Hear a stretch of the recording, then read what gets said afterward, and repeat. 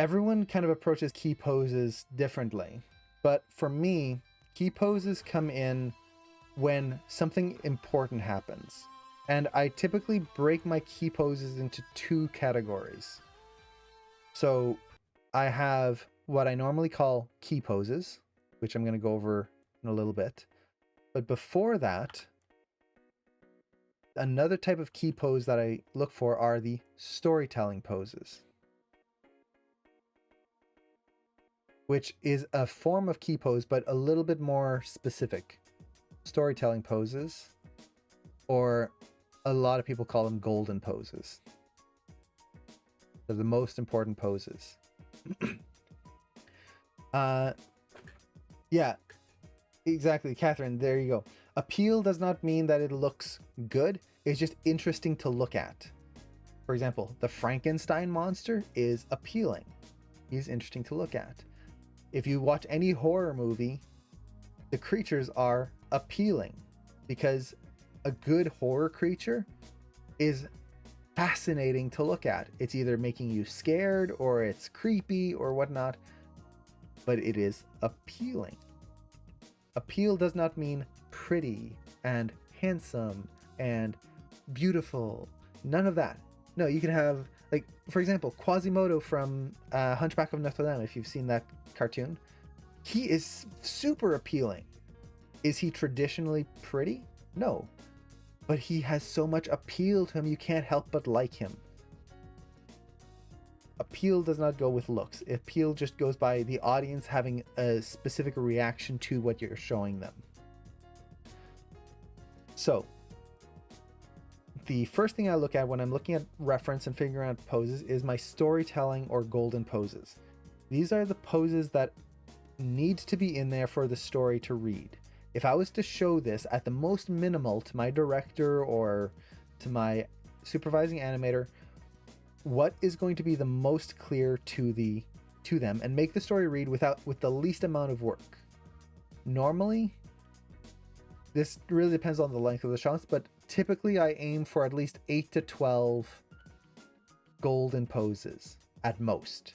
You can have less, but try not to go more than that. 8 to 12. The reason being is that the more poses you have, the more complex the story is. You should really be able to bake down most shots to just 8 to 12 poses at most, and the story should still be clear. It doesn't mean that you're going to see the motion and how the characters move through the shot, but you'll get the point of the shot. So, for example, let's take a look at this clip. You've got a lot of poses here. But storytelling poses would probably be something like this. So this would be a storytelling pose. The character starts off kind of backed off from the other person. They pull out their sword. Probably another storytelling pose here. They rush forward. I'd probably put another storytelling pose. If I was being really like, I wanted to really sell a lot of it, I would put one here. It's not necessary, but I could put one there. Another one probably here. And then just one here. So that's 1, 2, 3, 4, 5 poses right there. And if you really wanted to, you could put one right here at the beginning. Maybe. So honestly, we could get away with 4 poses, 6 if we wanted to be a little bit more strategic. Yes, it's almost like drawings you would put in a comic book. Exactly. Think of a comic book. A comic book doesn't have a ton of pages in it and a ton of panels. It's not like hundreds and hundreds and hundreds of panels just for one little section, but you still get the story. In 5 or 6 panels, they've told a story. And like it could be like a Superman or Spider-Man comic book. It could be kind of like a comic strip in a newspaper for anyone who reads those anymore, or a web comic. Think of those. How do they tell the story in 3 panels and we get it clearly? Or how do they do it on a page and there's maybe 10 panels total? How do they tell that whole story? That is the storytelling poses. You're telling the story with the least amount of information. The reason this is important is when you're working in a studio, you don't want to have to put tons and tons and tons of work trying to block out a shot, only to be told, oh no, wait, that's not right. Start over. Instead, you get your storytelling poses in there, kind of showcase what you're going to do with the shot. From there, you can get buy-off from your director or your lead animator or supervising animator, and then you go in and refine it. That way you are not having to redo a ton of work for nothing. Okay, now from there, we go into key poses. Now for me, key poses tend to be important moments. So, important moments. Now, what do I mean by important moments? These are not just important moments story-wise. So the moment that Indiana Jones finds the relic. It's not the moment that Luke Skywalker first gets his lightsaber. Nothing like that. It's important moments animation-wise that I want to make sure are in my posing, so that when I start refining them, I have these kind of building blocks to use properly. So these are things like contacts. Contacts. I apologize for my handwriting. I'm terrible at drawing with a tablet, or writing with a tablet. You'd think after all these years I'd be better. So contacts. This is very good for example, when you're animating a walk. Whenever the foot contacts the ground, that is a good key pose, because it's dictating how far each step is. It shows you the pace. It shows you the movement of the character. Things like extremes. So extremes, when they jump, the highest high. When they land, the lowest low. When they run and change directions, the most left or right of a pose. When they're about to punch, the furthest back to the furthest forward. The extremes of poses. This is very important because it basically blocks in your range of motion.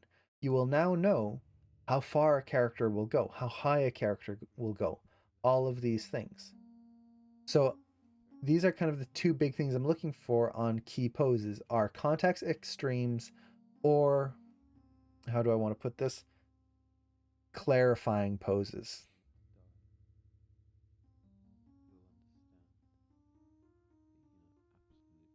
We'll call it that for now. There's not really a name for it. But these are poses that if I don't have, things aren't going to make sense. We'll get the story, but we're not going to understand a key point. So for example, for this, if we went from here to, let's say, here, so there to there, we're missing something. How did she get from there? So I'll put in this pose if I didn't do it already. This would be, at least to me, a clarifying pose. Now in this, you could also count this as a contact because her foot's contacting down on the ground right there. Or you could almost call it one of the extremes because she's turning and she's at her most extreme at that point as well. So it actually falls into multiple categories in this case. Other times it doesn't really fall into either.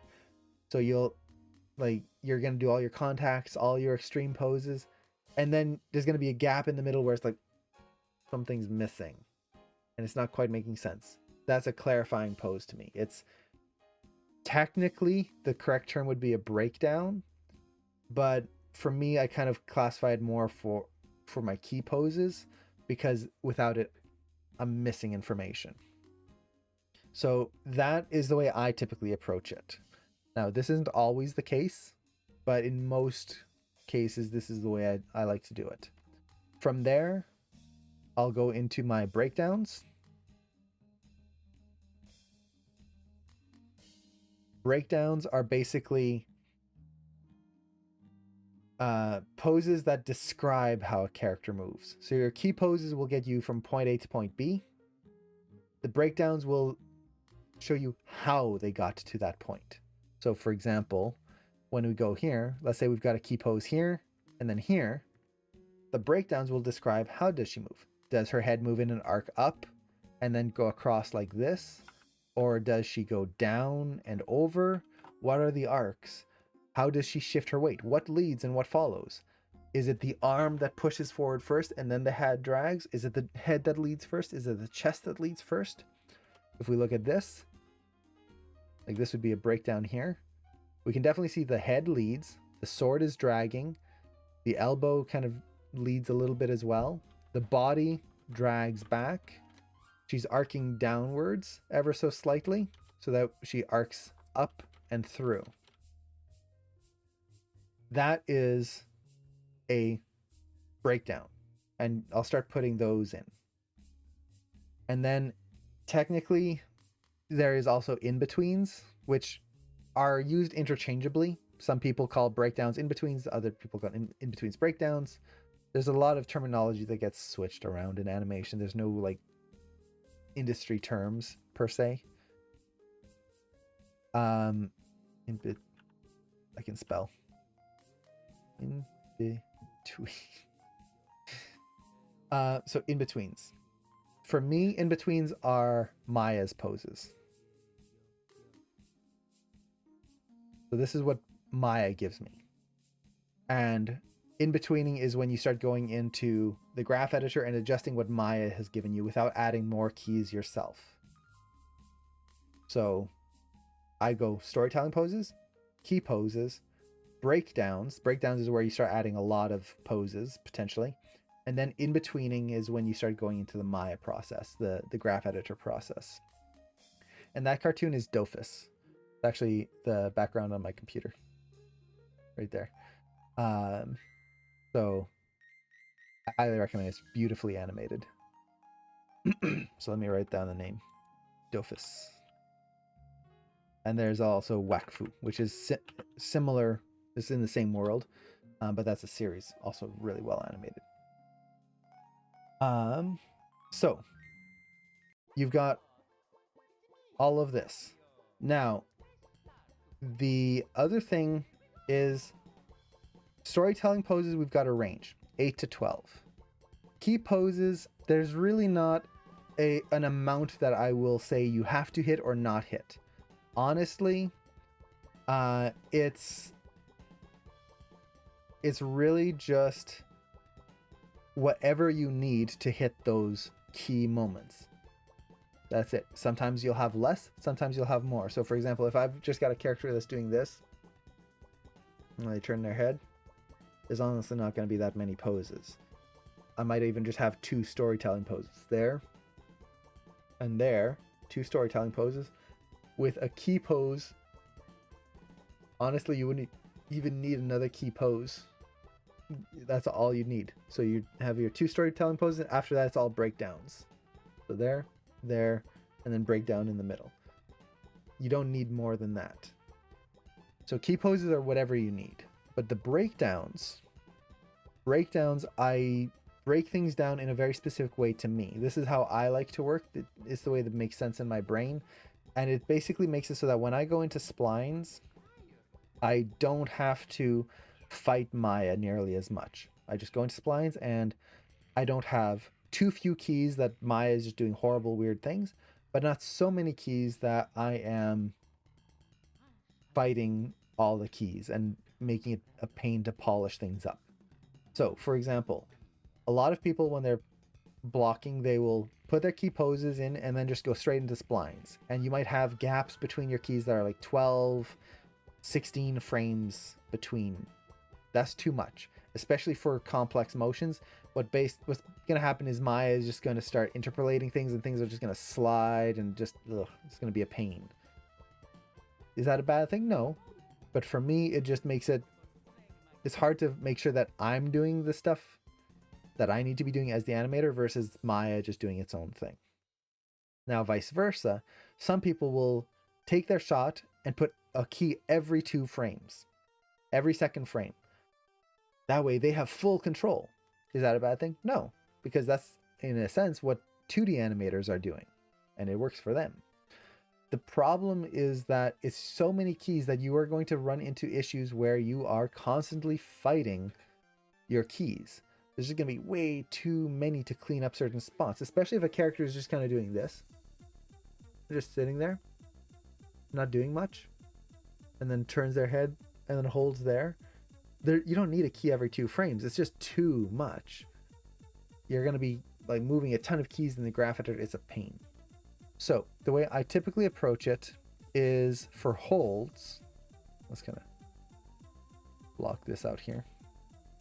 So holds, so when a character is not moving, when they're just kind of sitting still, no, not really movement. They're usually a little bit of motion, but tiny amount. I'll usually try to put a key every 8 to 12 frames.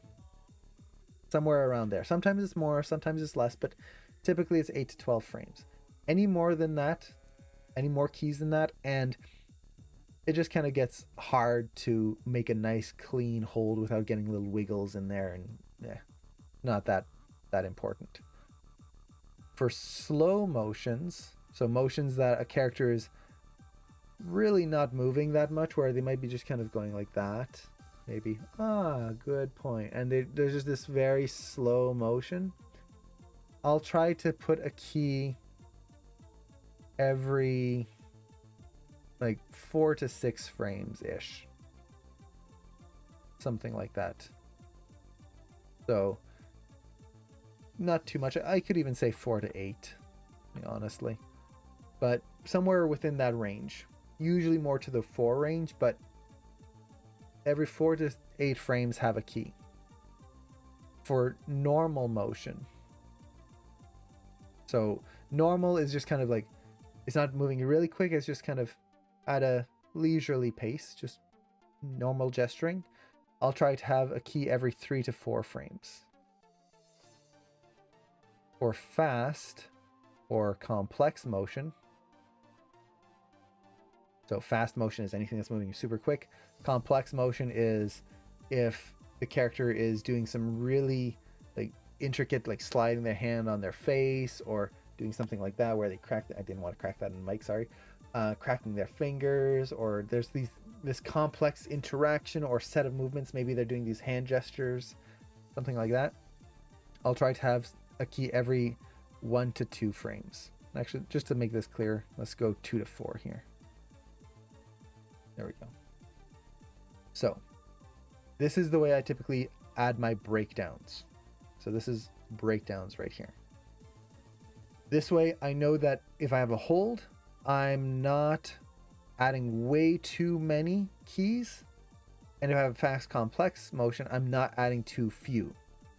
So I'm very careful about that. And this is kind of a guideline. It changes all the time.